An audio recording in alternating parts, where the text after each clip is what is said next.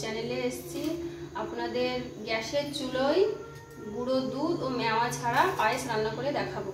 তা পায়েস রান্না করার জন্য উপকরণগুলি হলো চাল, যে পরিমাণ চাল নিয়েছি তার থেকে সামান্য পরিমাণ একটু বেশি চিনি নিয়েছি, কতগুলো পরিমাণ মতো কাজু নিয়েছি, আর এলাচ নিয়েছি 4টে, আর তেজপাতা নিয়েছি, আর গাওয়া ঘি নিয়েছি, আর যেটা লাগবে সেটা দুধ, 2 কিলো দুধ নিয়েছি আমি।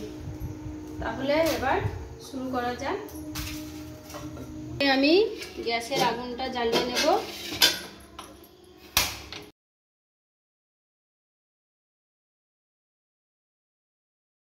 তারপর এটা হাঁড়িতে চাপিয়ে দিলাম।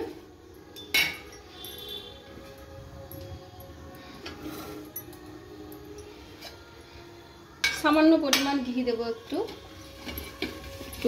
কড়াইটা, হাঁড়িটা একটু গরম হয়ে যায়।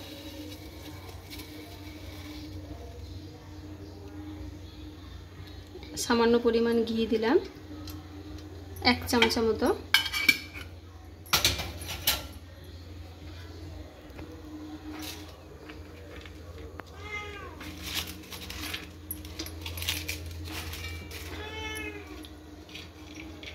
তাতে আমি কাজুগুলো একটু ভেজে নেব।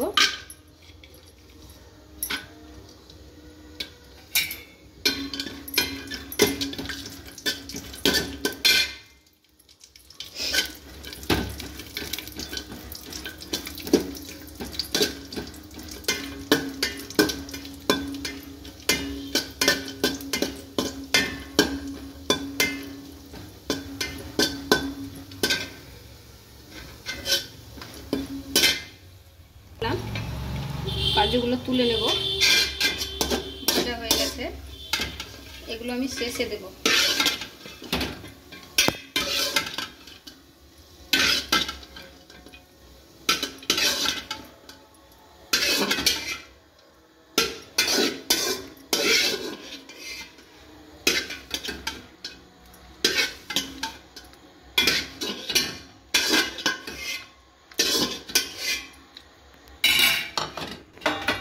আবার গ্যাসের চুলোটা জ্বালিয়ে দিলাম, গরম মশলাটা দিয়ে দিলাম। গরম মশলা বলতে আমি শুধু এলাচটাই দিই। পায়েস করতে গেলে আমি শুধু এলাচই ব্যবহার করি, আর কোনো গরম মশলা ব্যবহার করি না। এবার দুধটা দিয়ে দেবো। আমি জাল করে রেখেছিলাম দুধটা, এবার দুধটা দিয়ে দিলাম।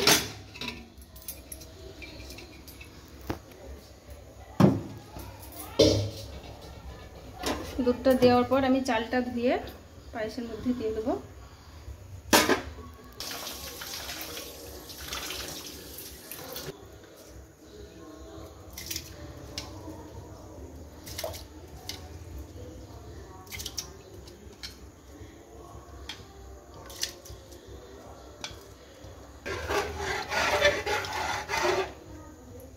পাতাটা দিয়ে দিলাম।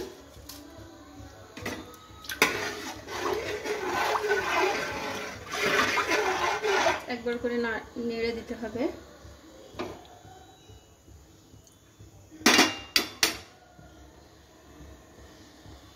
বারবার না হলে তলায় লেগে যাবে। 10-15 মিনিট এখন এরকম ভাবে একবার করে নেড়ে নেড়ে দিতে হবে, নাহলে চালটা তলায় লেগে যাবে।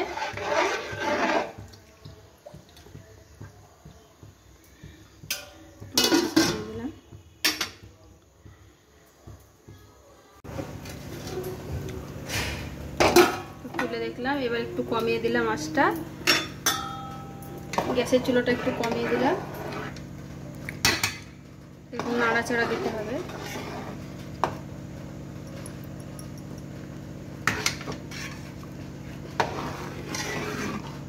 চালটা সিদ্ধ না হওয়া পর্যন্ত চিনি দেওয়া যাবে না।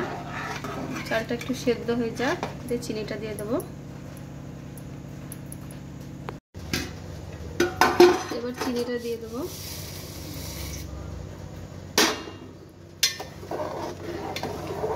চিনিটা দেওয়ার কিছুক্ষণ হবে, কিছুক্ষণ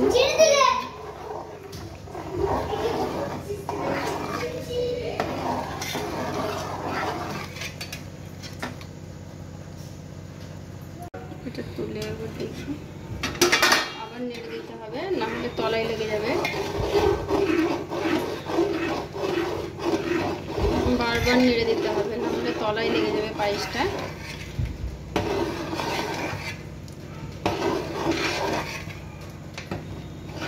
আর 10 মিনিট হলেই হয়ে যাবে।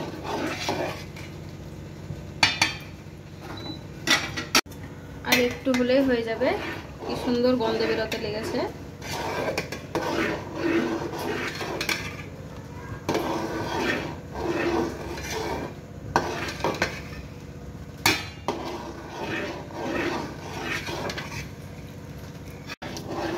এবার আমার পায়েস রেডি। এবার কাজুটা দিয়ে দেব।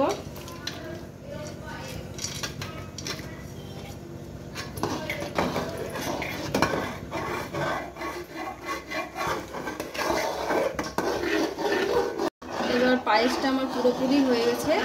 পায়েস পুরোপুরি কমপ্লিট। দেখুন কত সুন্দর হয়েছে, একদম কালারটা কত সুন্দর এসছে। এবার গ্যাসটা ওভেনটা বন্ধ করে দিই। এবার কিছুক্ষণের জন্য ঠান্ডা করব, তারপর আমার পায়েস পুরোপুরি রেডি। দেখুন পায়েসটা কত সুন্দর কালার হয়েছে।